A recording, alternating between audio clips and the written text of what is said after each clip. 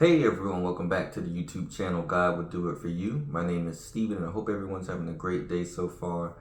And what we're going to be talking about today is why God has us uncomfortable in certain seasons.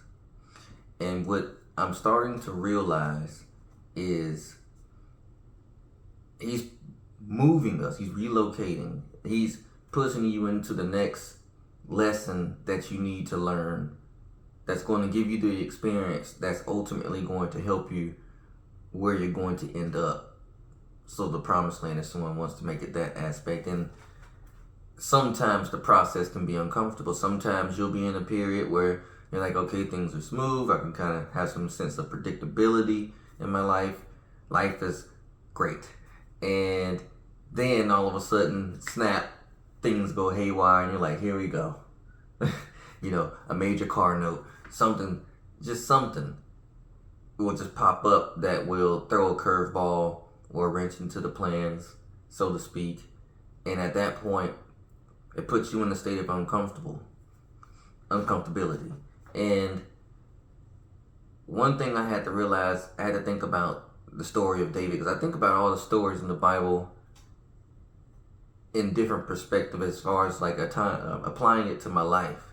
And so when I think of David, David didn't ask for what he went through. He was chosen and anointed. So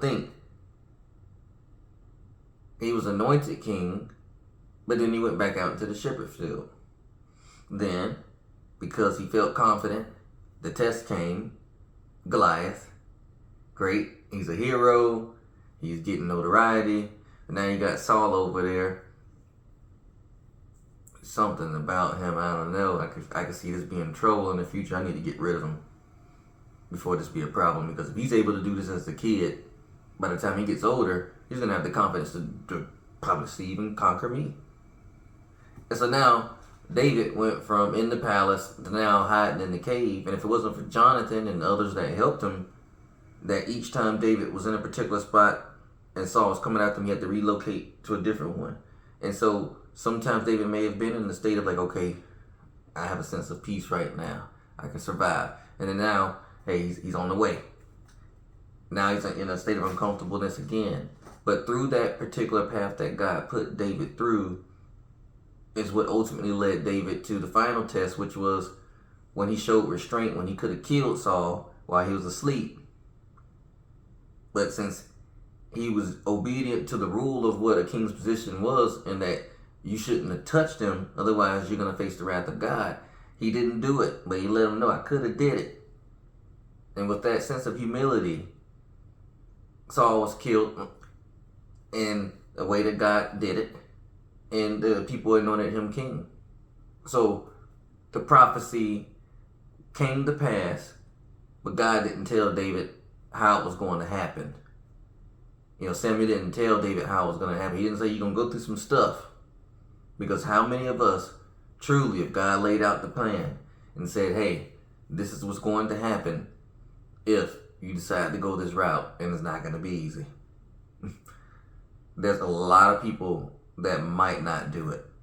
Because once you know, you won't know how to handle it, because you're gonna be thinking it's worse than what it really is, because you're like, man, he told me it was gonna be bad. One thing I realized with this particular walk is I'm in a state where I'm uncomfortable, and at first I was looking at it as life is hard, and I was like, well, no, because it's not like I'm being evicted or anything like that. It's just things aren't the way that I would like them to be. Like, just the way it was just not too long ago, like a month and a half. And it has me in a place where then I start to think that the positive of what I'm actually being able to pull out of this situation, which is actually more forward movement and the videos, like, hey, okay, I'm getting the recordings right. I'm trying to learn what gets the most attention. I don't even know anymore. I'm just trying everything. That's what I'm at this point in my life where I'm like, you know what, you try everything until something sticks. I'm like, God, I don't know what you want to do. I don't know what you want me to do, because I'm pretty sure David did not have a roadmap as to what he was even supposed to go do. He was just on the run. And that's how I feel. I feel like you gave me this plan, keep telling me to push this food business, and now I'm in a state of uncertainty because I don't know what the heck is going on, and I'm uncomfortable. But the one thing that I'm getting out of this whole experience and what God is ultimately teaching me is you're going to have to trust me. It's the only way that you're going to keep your mind right and focused on still utilizing your time efficiently, putting forth the effort to still think about ideas to innovate, to be able to get closer to whatever the goal is that you have. You're going to have to basically be your encouragement. And the great thing is, yes, before I didn't have anybody saying anything like, hey man, keep going and this and that. Well, now, God has actually blessed me with people that are in the city that are saying like, hey, we believe in you. We know you're going to be successful. Don't give up on the food business. It's going to do something. It's not supposed to be easy because you're doing it by yourself. Nobody's helping you. Now I'm getting a little bit of encouragement. So when I think about, okay, sometimes people can see things in you that you can't see in yourself. And if people are now saying this, and we're not talking about just family, we're talking about people that I don't know, people that I know in family, then it motivates you to be like, I just need to keep going, and just remembering that God did not bring me this far to make me fail. And think about any story in the Bible. All those people that were anointed, that had big tasks, God protected them. Think about it. They all were able to do what they needed to do, and God made sure that they were able to do it. And there were different lifestyles in the Bible, meaning like different levels of wealth. Abraham's wealth grew. Solomon's wealth was grand. It was bigger than David's. Or Elijah wasn't, you get what I'm saying? So it's like God uses people for different purposes. I think Moses wasn't walking around balling like Pharaoh. No. Everybody had a purpose. And the one thing that I'm realizing is that it's just like my mom said. She said, this is bigger than you. She said, I think you got a calling on your life, because she said all the stuff that keep happening, we ain't experiencing it. And I'm just thinking like, well, I am set apart. I got no family here.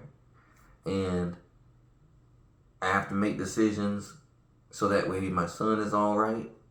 And also that I keep my peace of mind all right, so which is why I keep God first, and also just ultimately to complete the task, which is the success of the food business. And God keeps putting it into my heart, hey, stay focused on the food business. And I asked him, because I got all the music equipment, programs and stuff back loaded on the computer, but I lost all my files, so I've lost all encouragement to get on there to try to do it and start over. And I was even thinking like, what, God, I remember you told me that you made a promise to me for music, but I don't even care anymore. And I prayed about it today, actually. I said, do you want me to sell this stuff? I know I can make a lot of money off of selling the different things. And he said, do not sell it. Very quickly. So I'm not going to give up, but this is why I'm sharing these videos with y'all in this vulnerable aspect, because I'm telling you, this journey is not easy. The psychological things that you go through, the spiritual warfare, you just looking around and seeing different things, and it's not about comparing yourself to others, but it's just like, man, it would be nice to not have to work on a weekend. You get what I'm saying? It's stuff like that. I got no AC in my car. It's been hot as mess. I ride around and I say, it would be nice to be one of those people with my window up. But then I always think about, well, don't get stuck into that mindset of what you don't have, and focus on what you have, and just keep doing the best that you can and showing God that you're not going to complain this time. I haven't complained like one time. Now, I'd be like, this bull crap sometimes, but I'm not going to get into it. Be like, I'm going to this. I feel what I feel, but I keep moving forward. And that's all I got for you. So that's where we're at in this part of the journey. We're pressing forward. We at least got the rent paid for last month, so that means that we still good. We got a place over our head, which means we got time.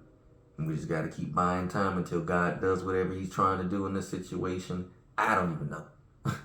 There's things moving in the background, but again, I never like to get excited until something is actually set in stone. I just feel like that is the smartest way to handle situations these days, just because of the finickiness of business and people's word. I just don't really trust the world. So I usually wait until God makes it happen, and that's my confirmation. And that's when I get a little excited and things of that nature. So I hope you all enjoyed it. If you definitely did, like, share, subscribe, whatever you choose to do, or just continue to follow along and see how God is going to turn all of this around. Because again, I truly believe that nobody really talks about the intricacies of how we have to walk this Christian walk. They just talk about the good stuff, but they don't talk about the struggle, the things that people are actually going through. Because sometimes, yes, it's great for encouragement. There's nothing wrong with that. But sometimes you need to hear what's real. and that's what I be wanting to hear. I would have loved to have listened to somebody go through in depth their particulars of their story, because it would let me know that, hey, it's not impossible, but it's not going to just be easy. But there's a reason why the effort is the result of the reward. You went through the fire. You chose not to give up. You did whatever it took to get there. And then not only that, you realized that you weren't going to get there without God. And then you get the reward. And so I just feel like the story is beautiful. And I feel like the more we share it, the more we can help fellow Christians. We have the technology now where we can post stuff online, and it can reach people that you never thought it could reach. And I just hope that no matter how many views, I just hope that it helps somebody realize that you're not in it alone. It's not going to be easy when God has you tasked to do things, or you've given your life to God. But just know that he's not going to let you down. He just needs you to trust him. And at that point, he's going to get the glory in the end. All right, y'all. Y'all have a good one.